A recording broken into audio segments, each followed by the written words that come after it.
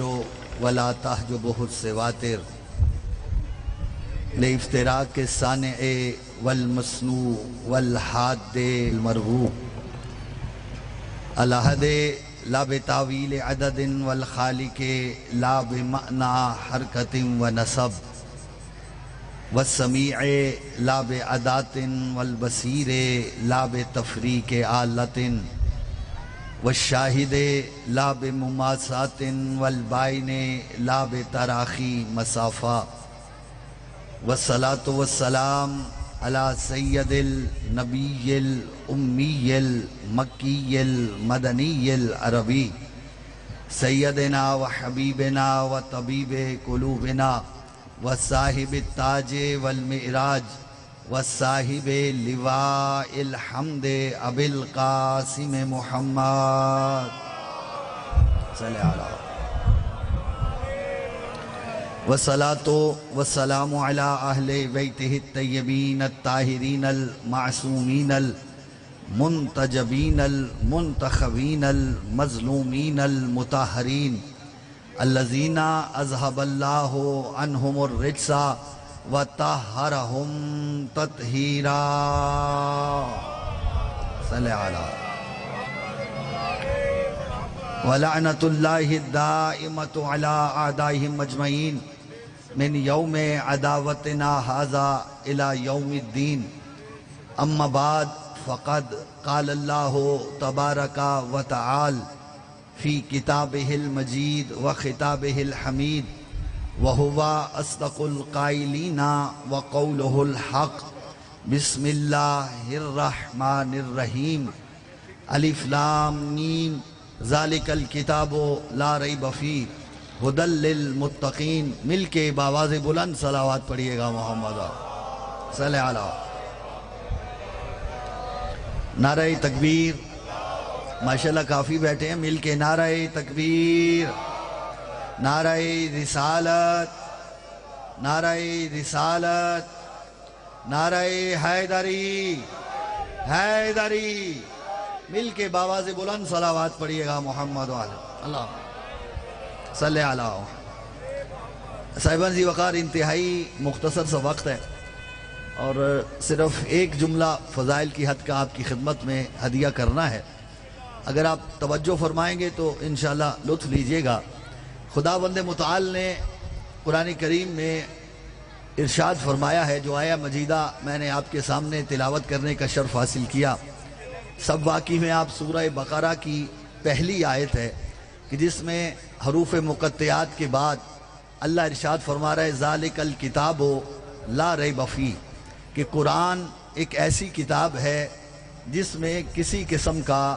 کوئی شک و شبہ نہیں ہے توجہ ہے صاحبان اور یہ ایسی کتاب ہے کہ ھدی للمتقین جو متقین کو ہدایت کرتی ہے جس تک میری بات پہنچے توجہ میری طرف رکھیے گا ذہن تو کچھ اور لے کے آیا تھا لیکن وقت کی نزاکت کے اعتبار سے بس ایک جملہ مجھے کہنا ہے لیکن توجہ آپ کی پوری چاہتا ہوں کہ اللہ کہتا ہے کہ قرآن کسے ہدایت کرتا ہے متقین کو ایسے ہے یا نہیں ہے ایک آیت اور سنیے گا اللہ فرماتا ہے شہر رمضان الذی انزل فیہ القرآن ھدی للناس اللہ کہتا ہے ماہ مبارک رمضان وہ مہینہ ہے کہ جس میں میں نے قرآن نازل کیا ہے اور یہ قرآن انسانوں کے لیے ہدایت ہے ایک آیت میں خدا فرما رہا ہے کہ قرآن متقین کے لیے ہدایت دوسری آیت میں ارشاد فرما رہا ہے کہ قرآن جو ہے یہ انسانوں کے لیے ہدایت ہے میرا ایک سوال ہے آپ سب سے کیا سارے انسان متقی ہیں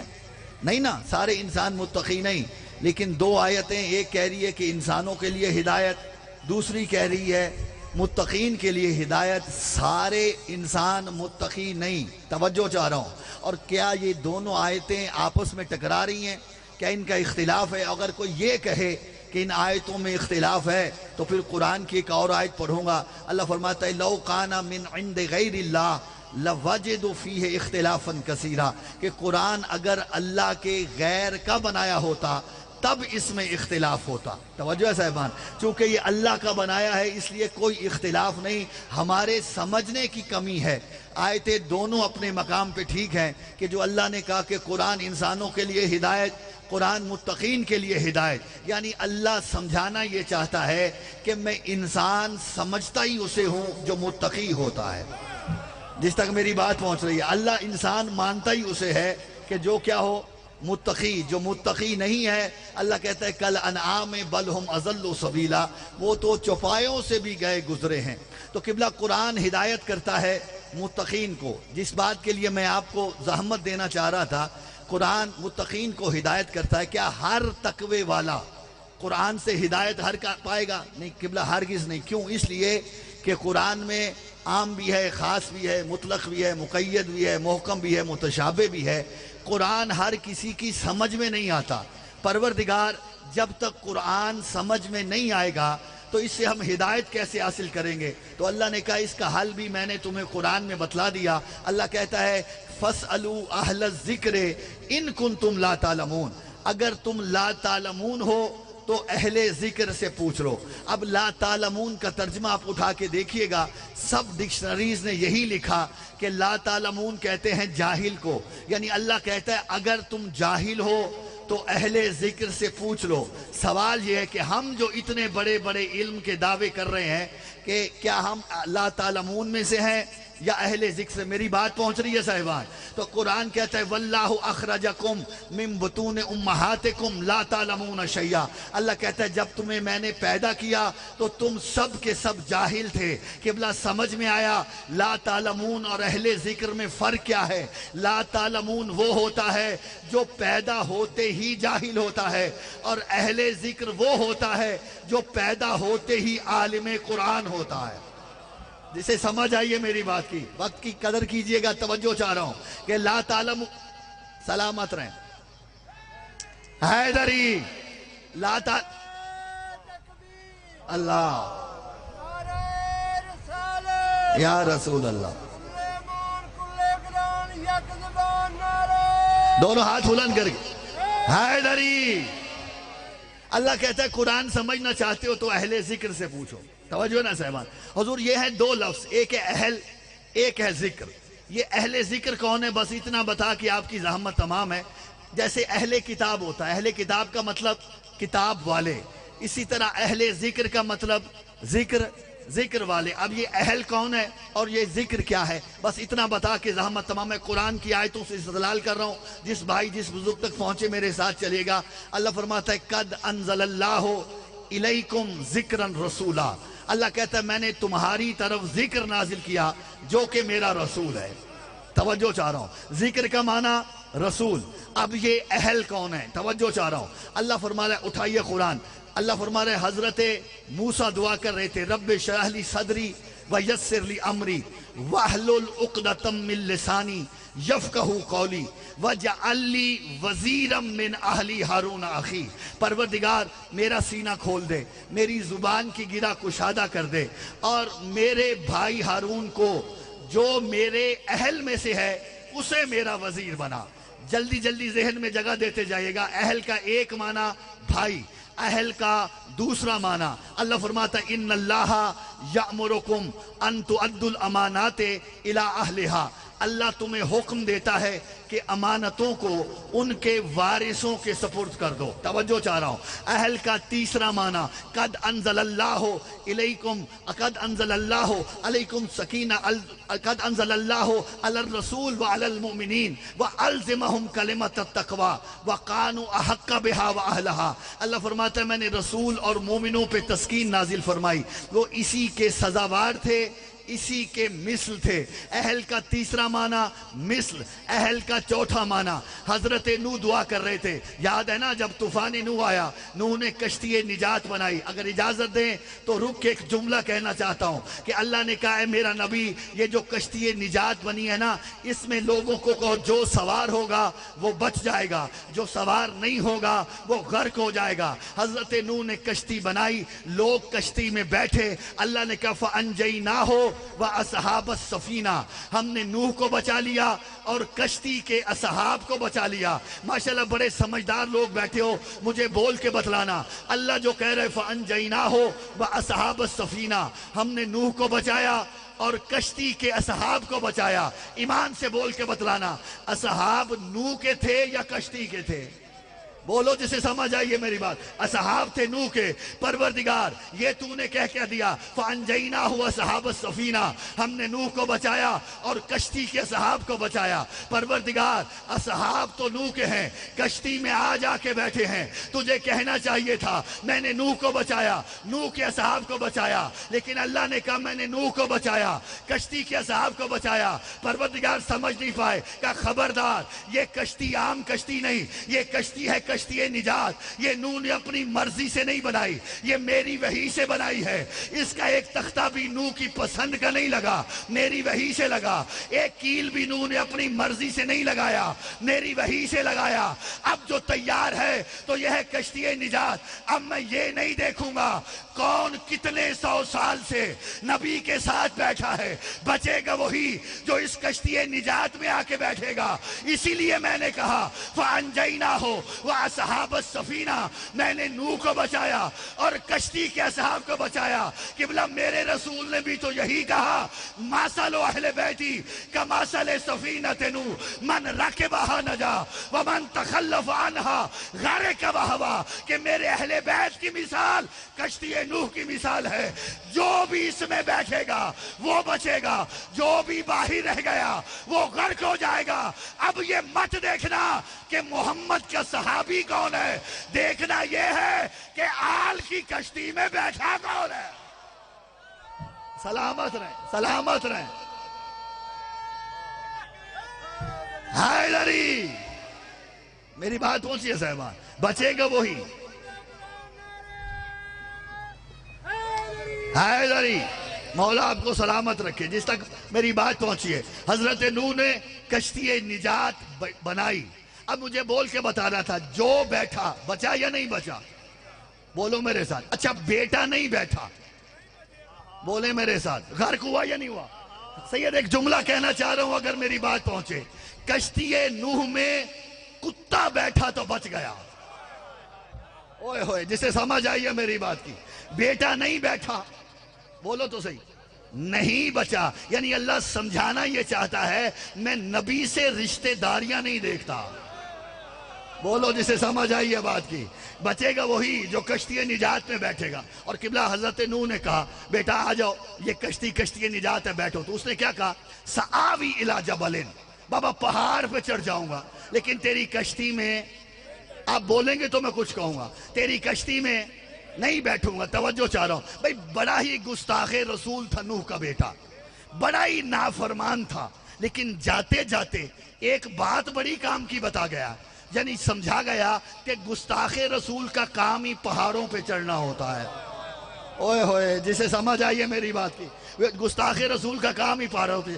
نہیں بیٹھا, نہیں بچا.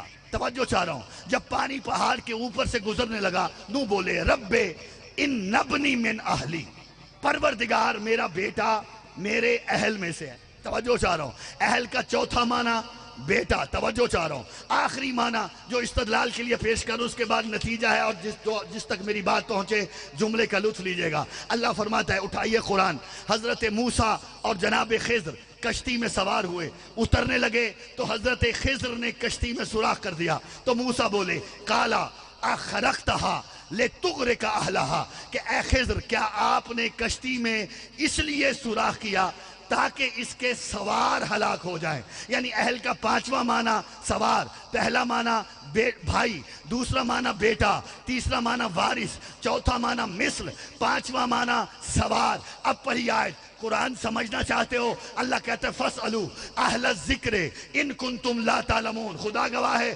ایک اشرے کا موضوع 10 منٹ میں آپ کے حوالے کر گیا ہوں. توجہ چاہ رہا ہوں, اللہ کہتا ہے فَاسْأَلُوا أَهْلَ الذِّكْرِ إِن كُنتُمْ لَا تَعْلَمُونَ, اگر تم جاہل ہو تو اہل ذکر سے پوچھ لو. یعنی اللہ سمجھانا چاہتا ہے کہ اگر تم ذکر کا معنی کرتے ہو رسول, اہل کا معنی کرتے ہو بھائی, قرآن اس سے پوچھو جو رسول کا بھائی ہے. اہل کا معنی کرتے ہو بیٹا, ذکر کا معنی کرتے ہو رسول, قرآن اس سے پوچھو جو رسول کا بیٹا ہے. اہل کا معنی کرتے ہو مثل, ذکر کا معنی کرتے ہو رسول, قرآن اس سے پوچھو جو مثل رسول ہے. اہل کا معنی کرتے ہو وارث, ذکر کا معنی کرتے ہو رسول, قرآن اس سے پوچھو جو وارث رسول ہے. اور اگر تم اہل کا معنی کرتے ہو سوار, ذکر کا معنی کرتے ہو رسول, قرآن اس سے پوچھو جو سوار رسول ہے، سواری رسول نہیں۔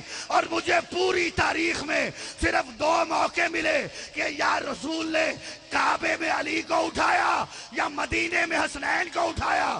یعنی رسول سمجھانا چاہتے ہیں اگر میرے بعد قرآن چاہیے یا علی سے پوچھو یا حسنین سے۔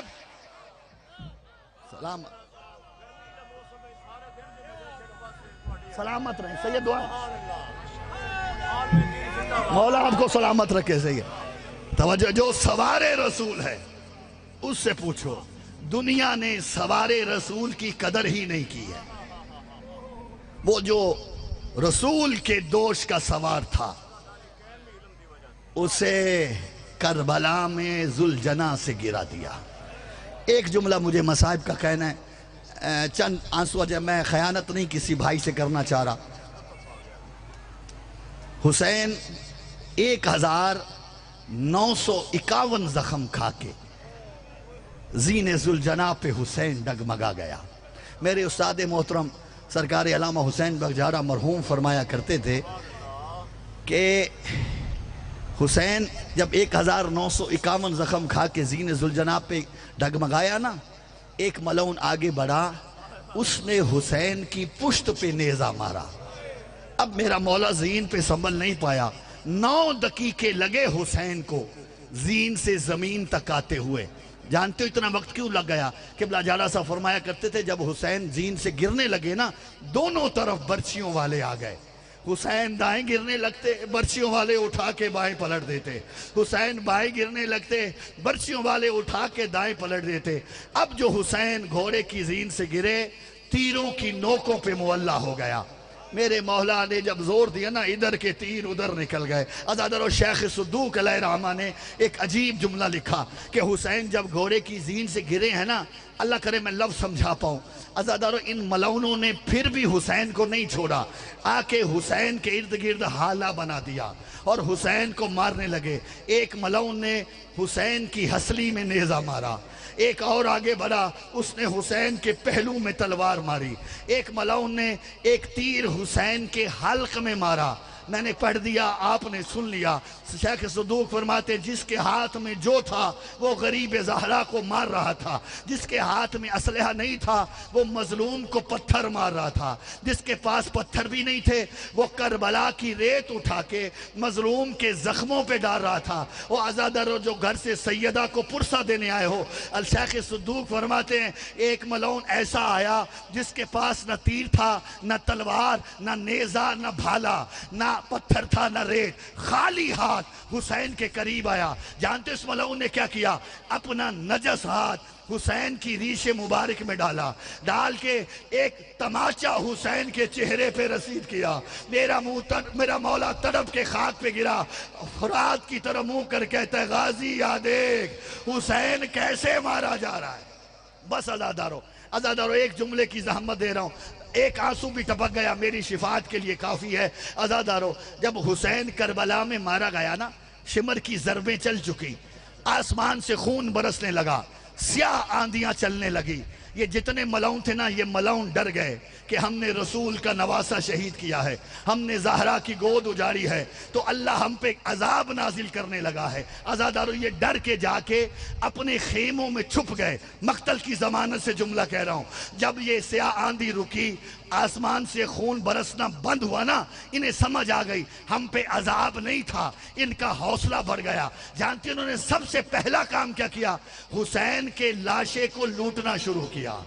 اجرکم اللہ، مولا تمہارے آنسو قبول فرمائے۔ سادات سے معافی مانگ کے جملہ کہہ رہا ہوں، میرا بارواں امام ارشاد فرماتا ہے میرا سلام ہو علی المصلوب الامامۃ والردا، اس مظلوم پر کہ شہادت کے بعد جس کا امامہ بھی لوٹ لیا، جس کی ابا قبا بھی لوٹ لی۔ عزادارو ایک ملعون کہتا ہے میں اس وقت حسین کے لاشے پہ پہنچا جب یہ سارے لوٹ کے جا چکے تھے، کہتے مجھے سمجھ نہیں آ رہی تھی اب حسین کے بدن پہ رہ کیا گیا ہے، ہے جو میں لوٹ سکوں. کہتے ہیں اچانک میری نگاہ پڑی, حسین کی ہاتھ میں انگشتری موجود تھی. کہتے ہیں میں آگے بڑھا, حسین کے ہاتھ سے وہ انگشتری اتارنے کے لیے. او عزادارو, کہتے ہیں ہاتھوں پہ بھی زخم تھے نا, انگلیوں پہ سوزش تھی, میں انگوٹھی نہیں اتار سکا. کہتے ہیں مقتل میں پھرا, میرے ہاتھ میں ایک پتھر آیا, ایک ٹوٹی ہوئی تلوار کا ٹکڑا آیا. کہتے ہیں دونوں چیزیں اٹھا کے میں حسین کی لاش کے قریب آیا, حسین کا ہاتھ اٹھایا,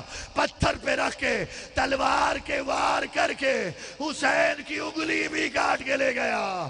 اتنا مظلوم تھا میرا حسین, لوگوں نے شہادت کے بعد بھی شہید. اللہ لعنت اللہ سیعلم اللہ.